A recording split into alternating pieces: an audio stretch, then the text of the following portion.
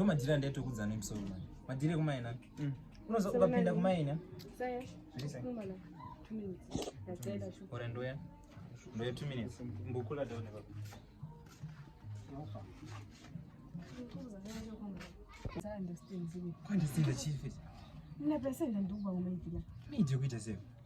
Uyaza ngi-understand. Yazi sokuze kuyimali or 1 month.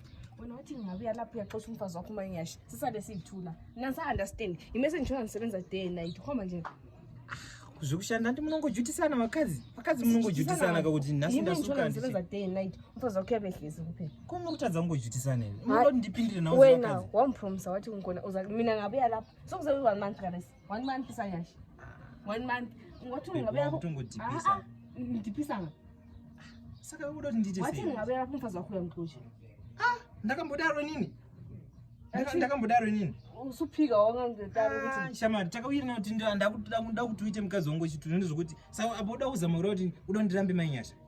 Ayinto wathi uyamxotsha. Sengilapha besome ndimxotshe. Sengilokhe ngilinde 1 month. Lokhe ngilinde ukuthi ubebhizana umxotshe. Shamari zvokutaura kuzononge zvimwe zvokumika saka uda kuzama kuti ndirambe manyasha nditore wewe. Hanti into yampromise yo. Shama zvokutaura zvibudi zvishama. Andingarambe mukadzi wangu shama even chero makingwazi akaimba kuti vahosa varambwe. Ndirambe mukadzi wangu kutanga. Ndidai wewe.